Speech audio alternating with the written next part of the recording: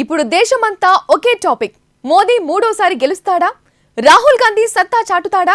ఈ ప్రశ్నతో ప్రజలకు ఊపిరాడడం లేదు. కొన్ని చోట్ల పోలింగ్ ఇంకా కొనసాగుతుండటంతో ఎగ్జిట్ పోల్స్ ఫలితాలను ప్రకటించే అవకాశం లేదు. దీంతో ఎన్నికల నిపుణుల అంచనాలపై ఆసక్తి పెరుగుతోంది. ప్రముఖ ఎన్నికల వ్యూహకర్త ప్రశాంత్ కిషోర్ తాజాగా తన లెక్కలు బయటపెట్టారు. మోదీ ప్రభుత్వంపై ప్రజల్లో అసంతృప్తి ఉందని, అయితే ఆల్టర్నేటివ్ లేకపోవడంతో మళ్లీ ఆయనే పవర్లోకి వచ్చే ఛాన్స్ ఉందని అంచనా వేశారు.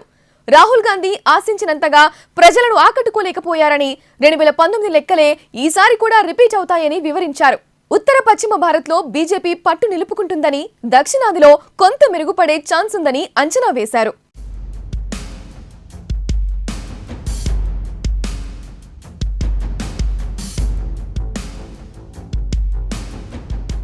మోదీ ప్రభుత్వంపై ప్రజల్లో తీవ్ర ఆగ్రహం, వ్యతిరేకత లేవని ప్రశాంత్ కిషోర్ ఓ జాతీయ టీవీ ఛానల్కు ఇచ్చిన ఇంటర్వ్యూలో చెప్పారు.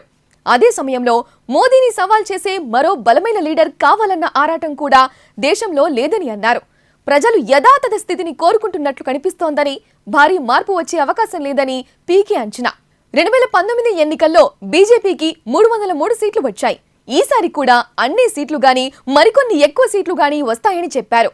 బీజేపీ ఒంటి చేత్తో 370 సీట్లు సాధిస్తుందని అతిగా ప్రచారం చేసుకుంటున్నారని, వాస్తవ పరిస్థితి అలా లేదని విశ్లేషించారు.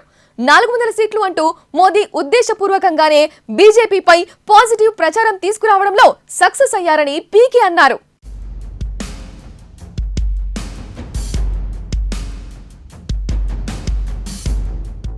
జర్నలిస్టులు, ఎన్నికల నిపుణులు వారి అంచనాలను వారు చెబుతుంటారు. మోదీనే మళ్లీ అధికారంలోకి వస్తారని 5 నెలలుగా నేను చెబుతున్నాను. ప్రజల్లో మోదీపై ఆగ్రహం వెల్లువెత్తడం లేదు. ఆయన పనితీరుపై అసంతృప్తి ఉండొచ్చు, హామీలు నెరవేర్చకపోయి ఉండొచ్చు, కానీ దేశవ్యాప్తంగా ఆగ్రహం పెల్లుబక్కడం లేదు అని ప్రశాంత్ కిషోర్ అన్నారు. ప్రస్తుత పరిస్థితిని మార్చే లీడర్ కావాలన్న తపన ప్రజల్లో కనిపించడం లేదని చెప్పారు.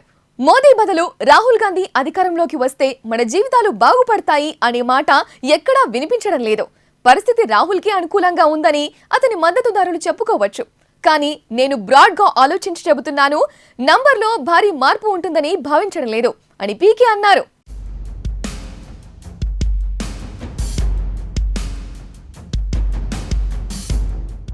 ఉత్తర పశ్చిమ భారతంలో 325 ఎంపీ సీట్లు ఉన్నాయని, బీజేపీ 10 ఏళ్లుగా అక్కడ పట్టు బిగించిందని పీకే విశ్లేషణ. బీజేపీ నాయకులు నంబర్తో మైండ్ గేమ్ ఆడుతున్నారని పీకే అన్నారు. తూర్పు, దక్షిణ భారతంలో 225 సీట్లు ఉన్నాయి.